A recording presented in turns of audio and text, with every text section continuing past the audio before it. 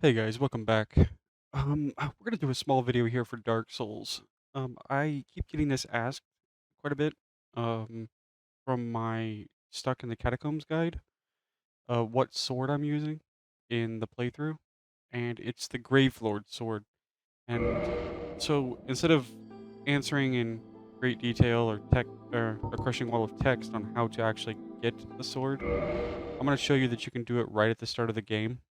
Now, um, I literally just made this character. I just got out of the asylum, and I'm just at Firelink. So, and this is going to be a warrior start at level 4. So it's going to be pretty easy to, make this character, get out of the asylum, and start and watch this video and do this. So first of all, we're going to run around Firelink real quick and grab some stuff. Um, just the essentials. We're not really going to go too hard into like picking up every single thing, showing you every little secret. There's fire bombs down there and stuff like that. But what we really want are souls. And we're gonna grab the homeward bones. So there's some souls up here. If you didn't know about this, there's a little hidden secret down here to get some homeward bones right away. The other two chests aren't all that worth it. There's like a Morning Star, the Bleed Mace, and there's some Lloyd's Talismans over here for like PvP and stuff.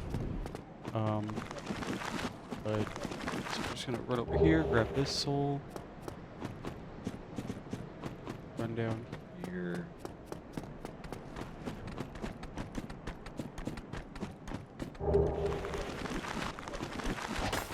Now, I wouldn't say this is easy, but I wouldn't say it's extremely hard either.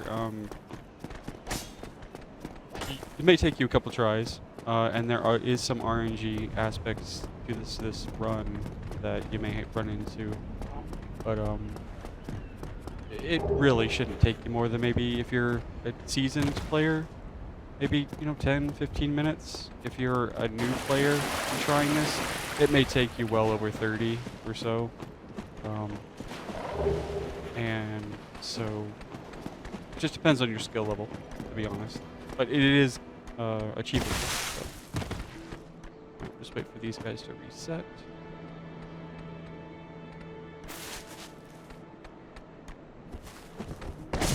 Or not. Usually they reset. And you'll run into stuff like this. It's Dark Souls, right? So.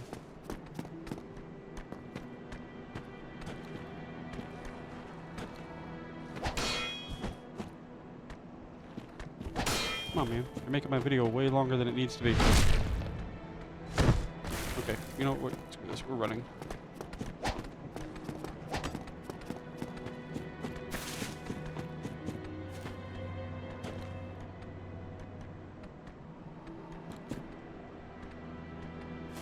You know what? Screw this. We're gonna save and quit because I don't want to sit there for 10 minutes. By the time they reset, hell, I could have already gotten the damn sword, to be honest.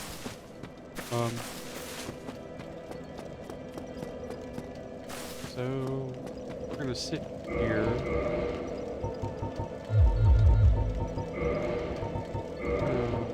Put our souls on our bar. Now, I do believe to two-hand the weapon, I think the stats are like 24-13. So to two-hand the weapon, or one-hand the weapon, you're going to need 1.524. So, but two-handing it is probably the better way to actually use the weapon, just because it's I believe it's faster. Obviously, get that extra. So we're just going to pump all of our stats into strength. And we're at 6, so we pop one more soul here. And the reason we're popping our souls and using them now is so that when you run down here to the catacombs to actually get the sword, you're not wasting anything. I mean, you're not going to lose the 2k souls that you got from the asylum, and you're not going to waste the souls that you got from running around here. So, alright, so this is what we're going to do. We're going to go straight to the catacombs. And we're just going to go straight for the sword. pretty straightforward. There is a little roll trick that you've got to do, that you've got to practice if you're new to this. But I think veteran players probably know what I'm gonna do. But by the way, this is off the cuff. I literally seen a comment this morning asking what sword I was using and that it helped them finally get to touch some grass getting out of the catacombs. So I decided just to make this video today. So thanks for the comment this morning. Glad you got out. It's a 10-year-old video and it's still helping people. I'm so glad. Kind of one of my passions is making guides that help people. So make a quick right here. Watch out for the fire guy.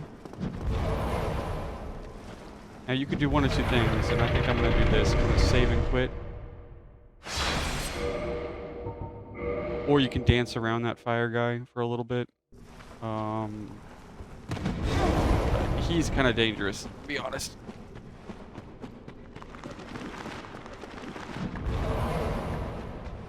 Oh, and save and quitting is kind of a skill. You really need to practice it to get the buttons. Oh, shit. Okay, here we go. So this is the ledge you want to sit on. You just want to kind of roll off, and then kind of roll as you hit the ground. Okay, make sure you're topped off here. Coming down here at level 6 or 7 or something like that, with no gear on, basically, is kind of risky. If you're new to the game, at least. Come over here. Don't forget this. It's a large soul. You really want that.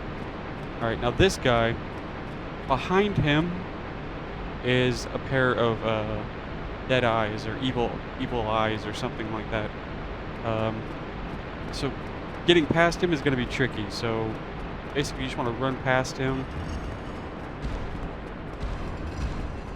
You want to grab the eyes of death. And then, yeah, that's probably what's going to happen. So 90% of the time, he's probably going to hit you. I swear, 90% of the time, he's probably going to hit you. But all we really wanted was the Eye of Death. That stack, we wanted those because you need those to enter the Covenant with Nito to get the Gravelord Sword. Now, there's a reason why I didn't sit at the bonfire down there in the catacombs at the top. Is because, one, I didn't kill the necromancer there, but two, I mean, unless you're wanting to stay in the catacombs and do some stuff down there, there's really no point. So we got the homeward bones so that we could just homeward bone out after we get the sword and start our playthrough at Firelink right away. So, but since we got the eyes, God, I hate those guys. They dead angle like crazy. Since we got the eyes, all we have to do is run to the coffin. Now, I didn't show you it there because I died, but there is a small coffin that you can sit in, and that is what we're really hoping to get to. So same thing. I mean, just run past. As you can tell, I've done this countless times. It's like second nature to me. So.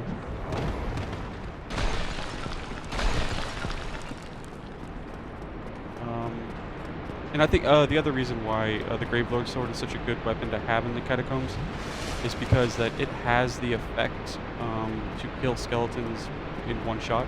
I mean, not the damage I'm talking like straight up. They don't come back. It has the same effect as a divine weapon. So you don't have to run and kill the Moonlight Butterfly and get the Divine Ember and then upgrade a weapon and then come down here and worry about skeletons respawning while you're using the Gravelord Sword. It automatically kills them. So it takes a while. It takes about, a minute or so for this to... I mean, you're sitting in here and the game purposely does this because it's like, well, what am I sitting in this coffin for? And then the cutscene will kick over. And basically a skeleton covers the top and then you end up down here. And technically, this is past the orange wall, and this is Nito's boss room actually. So after you get the Lord Vessel, and you come down here to kill him, this is where you would actually fight him. But at the moment, he's sitting in his giant coffin or sarcophagus, I guess. So basically, what you want to do is just kneel, enter the covenant, hit yes. And then there you go. That's the Gravelord sword. Like all within 15 minutes or so. I mean, you can get the sword a lot faster, obviously, if you get lucky, without dying. You don't run around Firelink if you don't want to. There's you can get a lot quicker. But oops, so let's toggle the stats. So as you can tell, I mean, it does 265 damage. It has E stats ranking across the board, but that's really not what you're worried about. Just the damage and the effect of killing skeletons instantly. You can upgrade this, and it does do insane damage.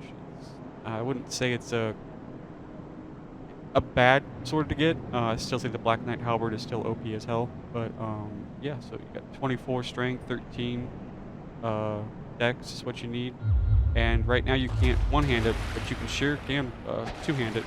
And this speed set is pretty darn good. I like it. So that's how you get the Gravelord sword, like almost instantly at the start of the game. So I hope you enjoyed the video, and thanks for watching. Until next time.